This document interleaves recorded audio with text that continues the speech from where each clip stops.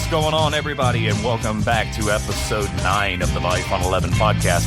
Today we have our first interview where Scott Harris from Greenmount CBC joins us and talks about peace, specifically what it means to have a peace witness in today's day and time. So, without further ado, let's take it to 11.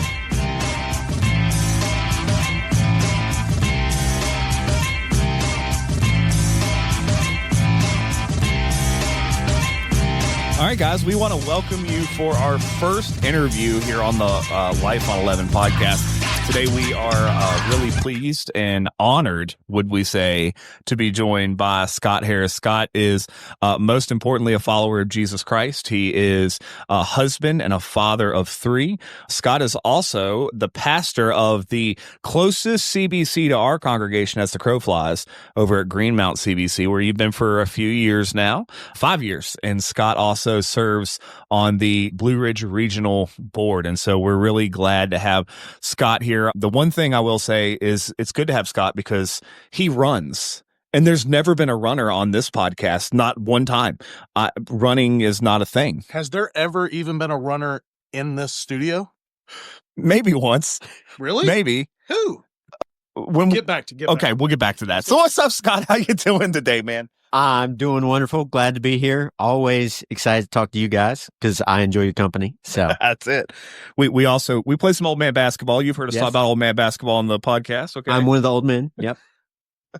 He's one of the more athletic old men. Let's be clear. That's right. All of a sudden, when Scott came to play, the whole pace of the night just seemed to pick up a little bit. It's the running thing again. Both. Sure. Yeah, I love it. So, Scott, we invited you in today to talk about peace. And I know a little bit of your story on how you've developed, and I know that's something that you're really passionate about these days. And so, as we had this conversation, we would just love to hear from your heart, about peace, about especially Christ's peace. And so I guess the first thing that we would ask you is, how would you define peace from a Christian perspective from where you come from? Okay. Well, so first I'll start with the just things that agree with what everybody thinks peace is. Yeah. Kind of tranquility, not having disturbances, no violence. Those, I think, are generally what people think of when they think of peace. The difference is that's like the edge and just like the start of Christian peace. It's the beginning, the very outer shell of what Christian peace is. When you look at peace, especially from a Bible perspective, you've maybe heard the Hebrew word shalom. So that is the word in the Old Testament that peace gets translated out of a lot. And its roots are more in wholeness and completeness. So really, if we want to see what a picture of peace looks like, we go back to the garden. We go back to things are ordered and the way God designed them. And after the fall, anything getting to peace has to be a restorative movement. It has to be God fixing what we've broken. And so eventually we know the crown jewel of that restoration is Jesus. And that's why he's the Prince of Peace, the King of Peace. His message is the gospel of peace, all these different ways peace gets connected in. And so eventually, Christian view, big picture of peace, it starts with our peace with God. It has to start with that reordered relationship, things getting back right with us and God. And then from there, it can't stop there. And kind of back to my story, early on, I would say that's kind of where my understanding of peace had stopped, is I'm good with God, so I'm good. Then as we especially read Jesus and read, I guess, a more peace visioned reading of the rest of the New Testament to the church, we see that peace is then outflowing, and it's not just our relationship with God, but then it's our relationship with one another and our relationship with the whole world.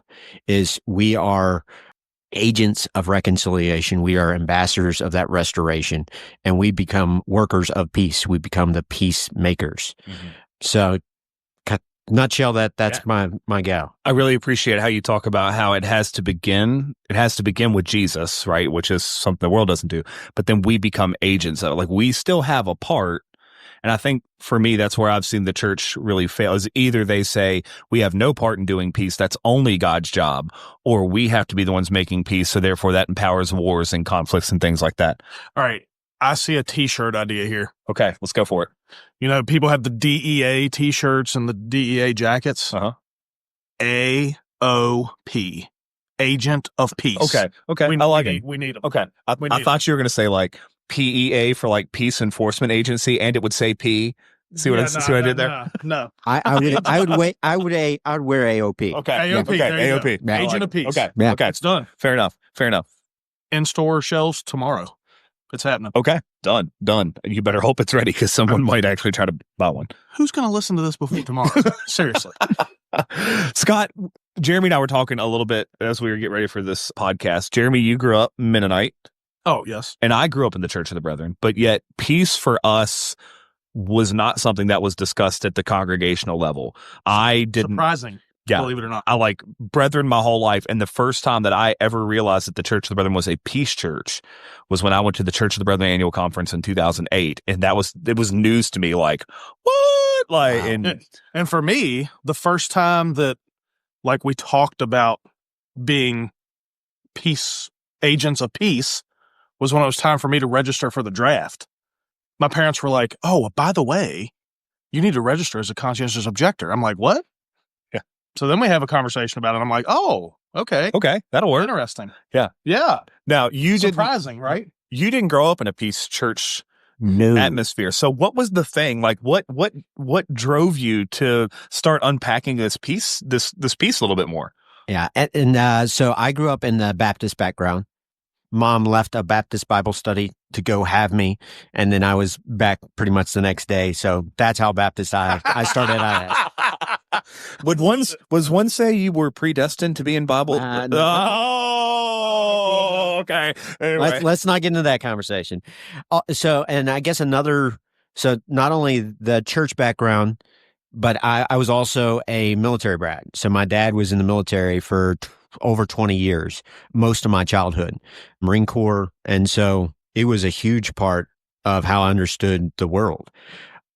So not an emphasis at all in church that I guess we're really the point where I start to realize that there were believers who had any kind of different perspective on peace than what I had growing up, which again, I think it kind of stopped at the point where we need to have peace with God, which is absolutely true and right and is the starting point.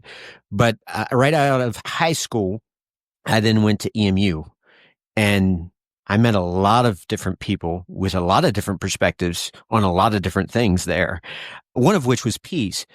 At that point in my life, I was not at a point where I was an AOP. I was not an agent of peace at all. In fact, I was an antagonistic. I was an arguer. I enjoyed getting into a good tangle with somebody. Good debate.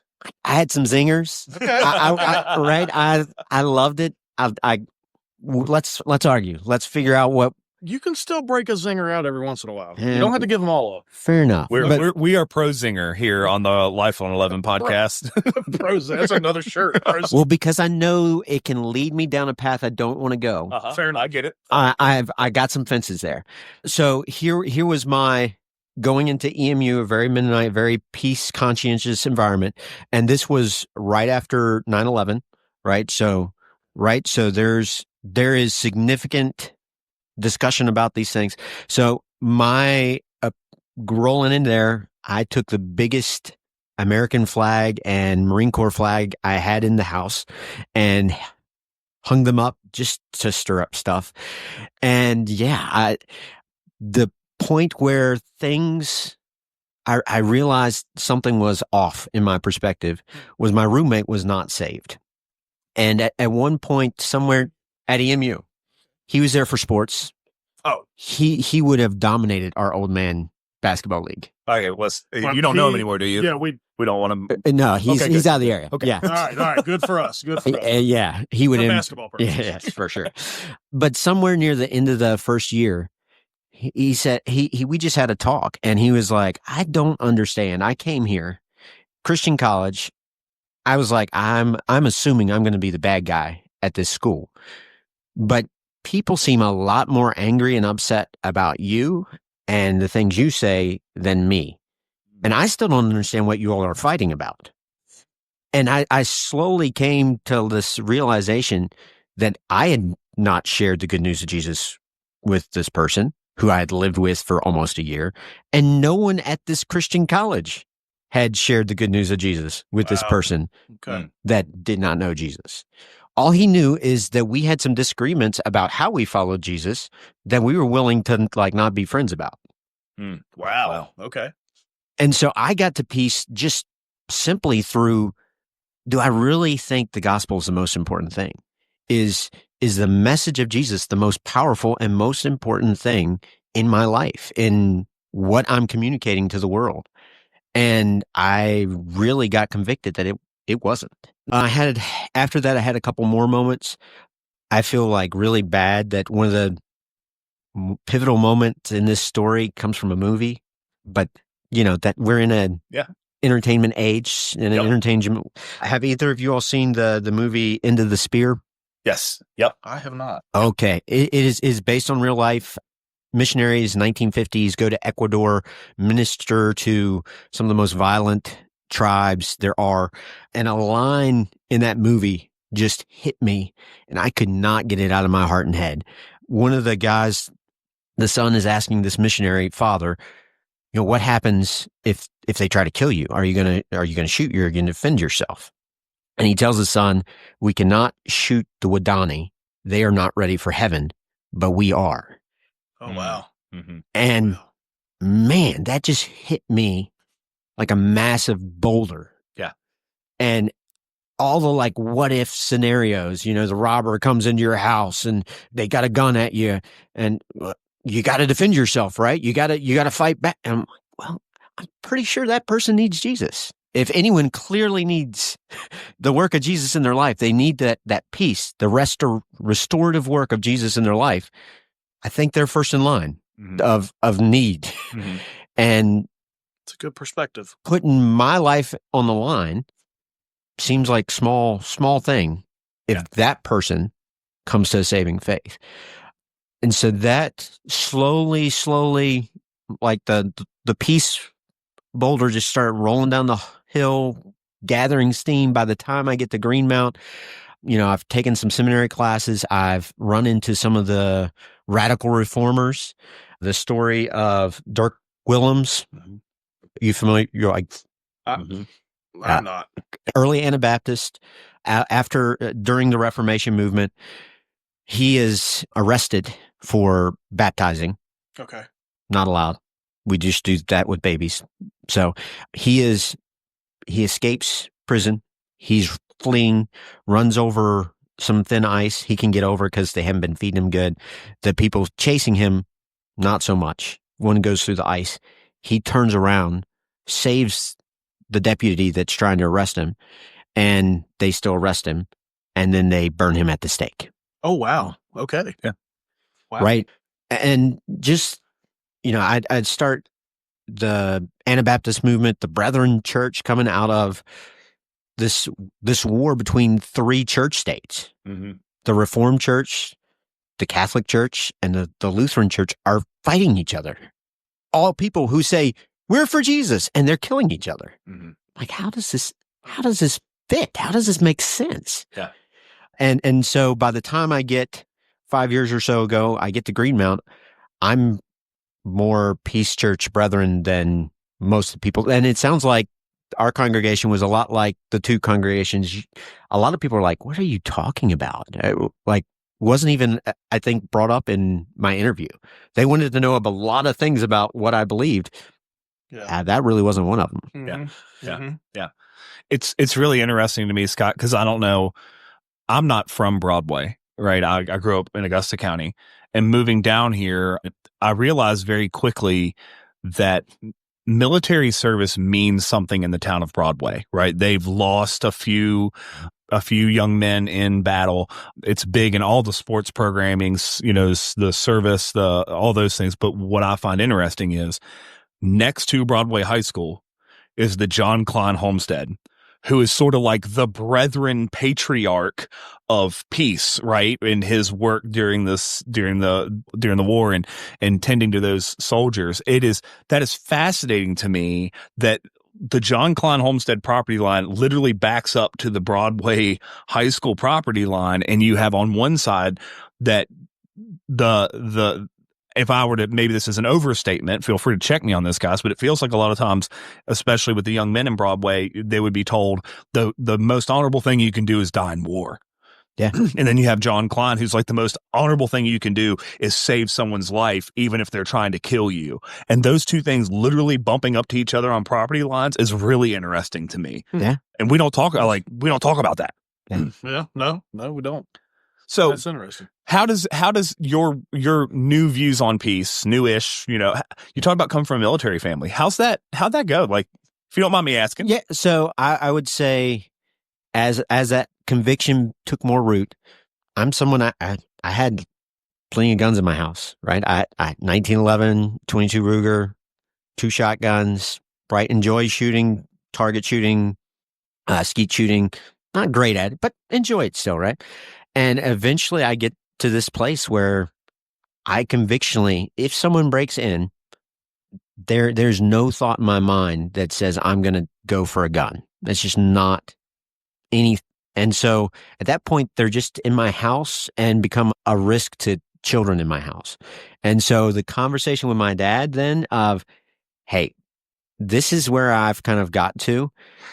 Are you okay just housing all of my guns at your house? Because I don't have any use for them in my house. Because if someone breaks in, I'm not going to use them in my house ever again. And so they're fine to be at your house. They're well kept at your house. And if I go shooting, I know where to find them, right? Little tense conversation, but thankfully me and my dad have got to a place where we can have, we don't agree 100% on how we live out our lives for Christ. And we've got to a place where we can have some pretty tense conversations and be okay. And so I'm not disowned, right? There's some tension around those things. I'm not to a place where, I'm calling people unfaithful if they're not non-resistant or, non-violent or pacifist or however you term it.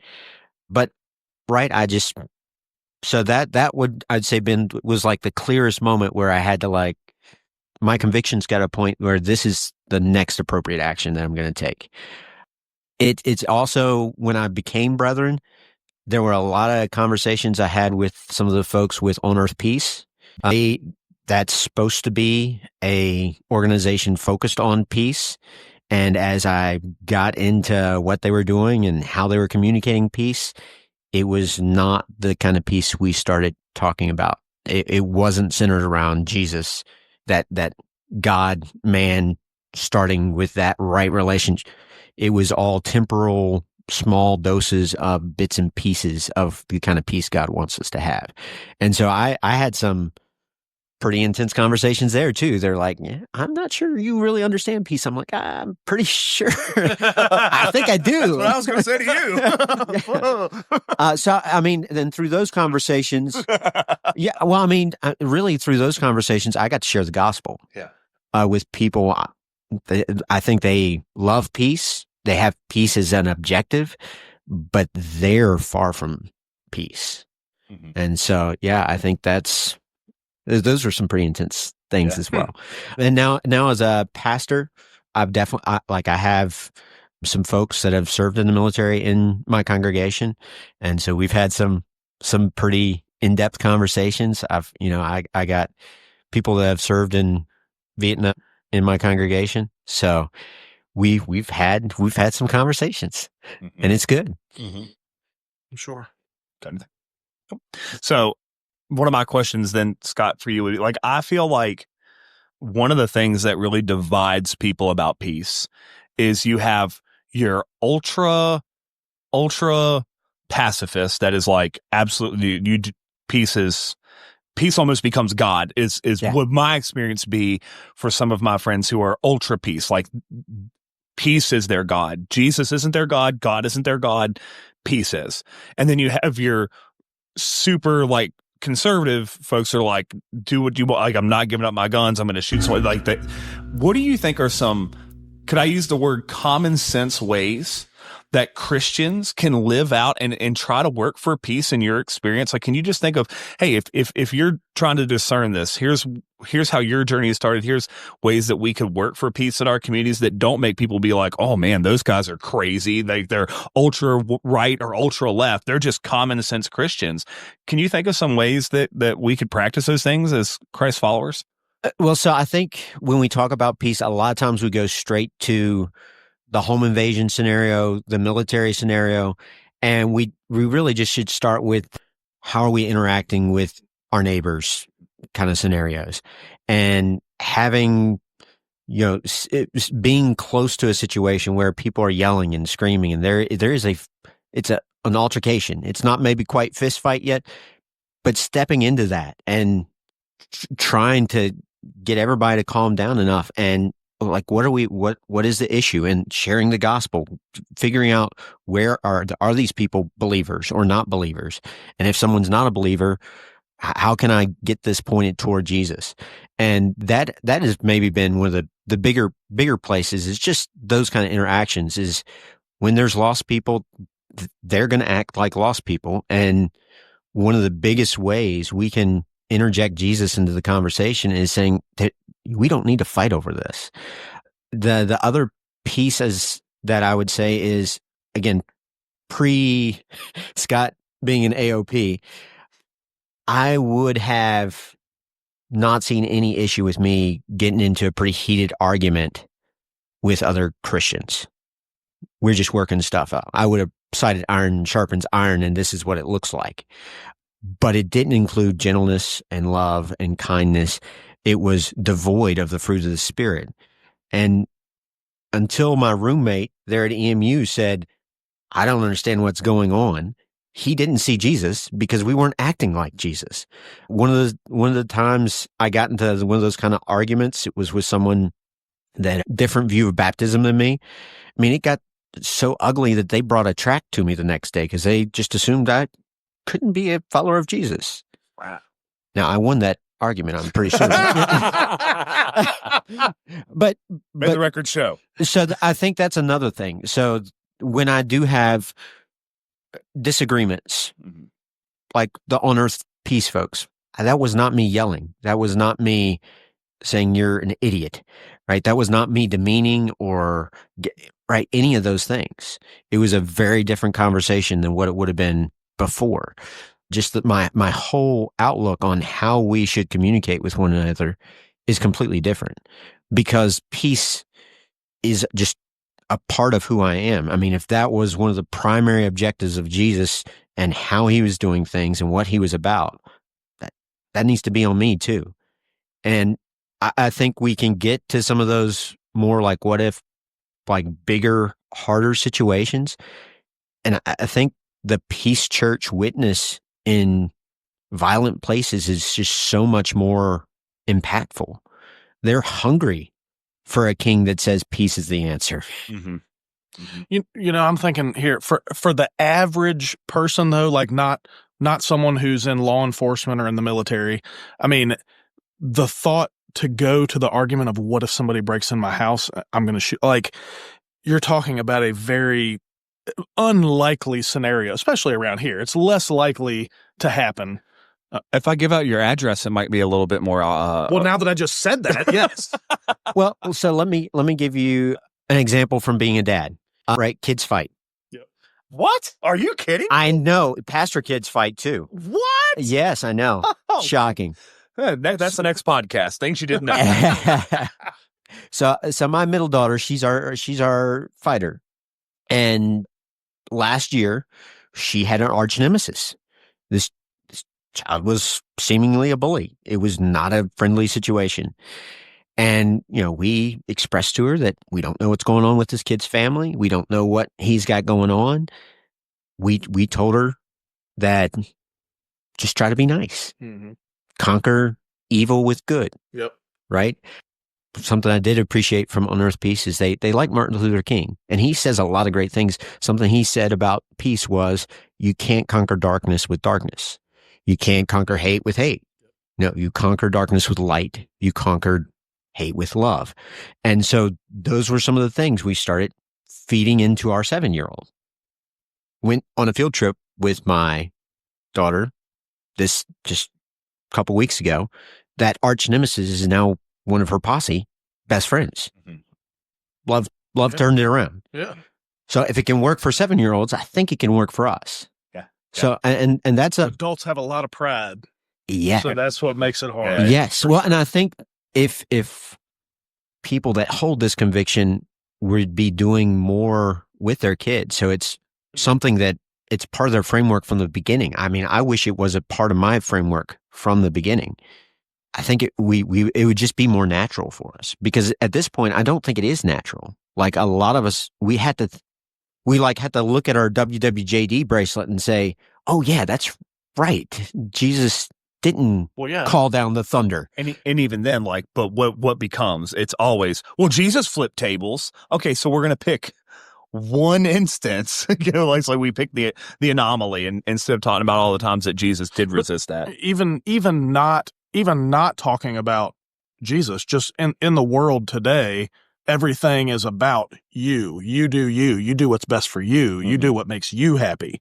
And that drives people being mad at each other, because I'm going to do what makes me happy. I don't care what makes you happy, and like, that drives all of it. Yeah. Well, and you talked about, I mean, even in the church, I mean, I can tell you, we have a pretty easygoing congregation. There's not a lot, but I've been in some business meetings. I've been in some ecumenical meetings. I've been in some denominational meetings where, I mean, if a non-Christian walked into that event, they would probably be like, this is not something I want to be a part of. We don't even practice peaceful relationships with the people who are supposed to be our brothers and sisters.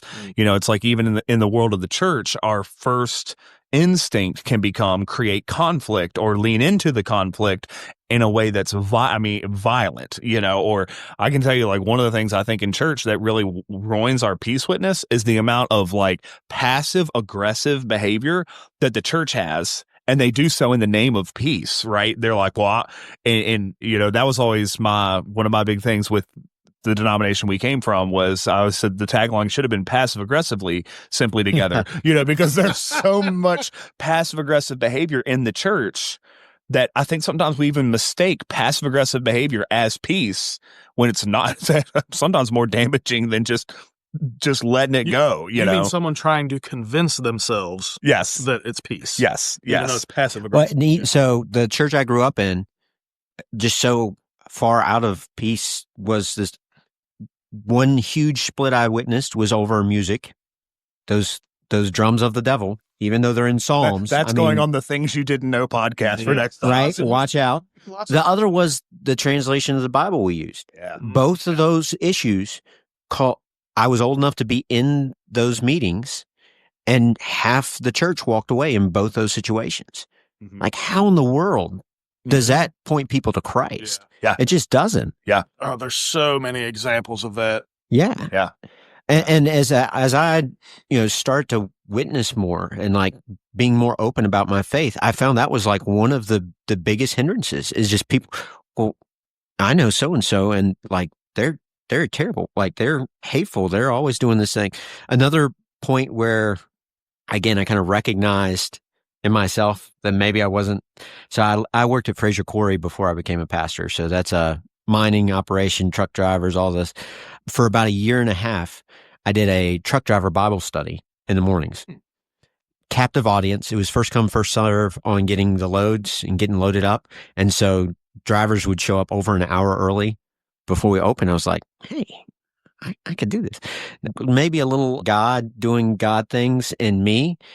I decided I was going to go through the Sermon on the Mount with these folks. And when I tried to explain what loving an enemy, I just couldn't get my head around how I could explain that in a way that included bullets or knives or fists. Right? I mean, you just had to stretch some things really, really far to take Jesus as word there and still live in a way that's not makes you look crazy. Yeah. And so at some point, I'm okay looking crazy. Yeah. Same. Yeah. Yeah. Just yesterday at church, we read if we are out of our mind, it's for Christ's sake, right? Like, okay, that sounds good to me. And that's the thing is like our world has gotten so far away from what God intended, God's shalom, that actually looks crazy when in reality, everybody says, I mean, what's the old thing? Like every Miss America always says, well, what's your one wish? World peace. Like we all say we want it. But when it comes time to actually practicing it and I had some long debates with some friends about the amount of money that we spend in this country on militaristic efforts and bombs and tanks and all those things. And I mean, I wasn't even saying defund the military. It's not what I was saying. I was just saying like, what if we raised what we're doing for the oppressed and social work, things like that, something that I'm super passionate about. And we took some money from our, militaristic fund, not defund anything, just the amount of money. Like we spend more on military, on guns, ammunition, and bombs in this country every year than like 75 of the rest of the world has in their entire country's budget. That's insane to me. And that when we talk about, the way that we're spending money in this country, again, I'm not saying get rid of all the military. I'm not saying it but can we really look at how much of our country's resources we put into violence? And then you're going to turn around and say, well, we need more gun control. And it's like, hold on a second. Like, yeah, there has to be a bigger conversation about how that scene is set for us. Yeah. And I had a conversation with a guy in our congregation the other day, and we were talking about just like how this works out in our heart and how we can separate what we read in Scripture from the reality of our lives. And, we were talking about Jonah, and Jonah being super pissed and angry that the Ninevites actually repented. Yeah. And we were like, oh, come on, man. That's no way to be a prophet of God. This is like, how could he act like that? But if we frame that around something like 9/11, and you think how many Christians would have been willing to go overseas to be a missionary at that point and say, these people need Jesus. No, everyone was chanting, these people need bombs. They're like, people were ready, yeah, absolutely, cheering on, let's wipe them all out. But that was the situation for Jonah. I mean, I'm sure he had loved ones that the Ninevites had grossly murdered, and they were the worst people in the world. But yet God sent a messenger of grace and peace to them. Yeah. And they accepted. Yeah. And so often we're not even willing to be that messenger. We see the outsiders, whether they're overseas or people we don't agree here, the lost, and we say, good riddance. They're going to get what they deserve. Instead of saying, hey, we are the AOP. We are supposed to be these ambassadors. And so taking our representing Christ seriously to the point that it's going to make us look different. Our priorities are going to be different. People are going to think maybe we're a little crazy sometimes. But if that means one or two of them find Jesus, that's what we need. That's it. All right. I got just you talking now made me think of a tagline to go on the shirt. Okay. Man. Okay. So when we were playing basketball, a lot of times I say the ball don't lie. Uh-huh. The tagline on the shirt could be the Bible don't lie. There we go. I like it. True. Huh? I like it. All right, it's happening. Jeremy's wife does dabble in the t-shirt business. Okay. She does. So, we could. T-shirts, cups. All of it. Everything. I like it. I think, and again, I think a lot of times we don't have a holy creativity. We think the only way to solve problems is we've seen it effectively done through violence, through domination, through being the loudest, most argumentative person. We've seen that can work. Again, I was one of those people. I know it works. I was bullied. You know how I fixed the bully problem? Violence. Right? It's effective, but it's not the way Jesus pointed us toward. Mm-hmm. And it's throughout the Bible. I mean, probably one of my favorite non-peace, non-violence verses comes out of the Old Testament. Elisha, the Syrian army comes against him, and his confidence is not, he's at his house with a servant. The servant's freaking out. The Syrian army's here. What are we going to do? He's like, God's army's here. My faith is in God's protection, his power over this situation. He asked God to let the servant see, and the servant sees the armies of God surrounding the earthly armies. And he's like, oh. Yeah. And a lot of times that's where we would finish. But then Elisha asked God to blind this army. He leads the Syrian army into Jerusalem, and they feed him a meal. They just, right? I mean, sometimes the easy answers are just, maybe we should just have a meal together. Yeah. Right? Maybe we should just go have some coffee and we could work this out. And then the Syrians didn't attack Jerusalem for a season because, I mean, that's palit. That's shalom. That's peace. Yeah. Where as soon as the army was brought in Jerusalem, the prince was like, kill him. I mean, he was exactly how most of us would default. But Elisha was like, no, right? Why would you do that? That's not the God you serve. He's a God of mercy and grace. Wow. Yep. Amen. Well, Scott, we really appreciate your time. We could do this for a few more hours. In fact, Surely we could. We'll have to have you back another time. We can continue to talk about this, but it's been really, really amazing conversation. I think I wonder how much richer maybe my understanding would have been of peace if it would have been something talked about from kindergarten or from preschool up, instead of literally walking into my first conference in my 20s and going, what, a peace church? Like, that's a thing? Look, yeah. Oh man. So I don't know, but I can agree. Yeah. Yeah. Well, God bless you on your continued work at Greenmount and all those other places. And we'll definitely have this conversation some more later. Thank you. Thanks.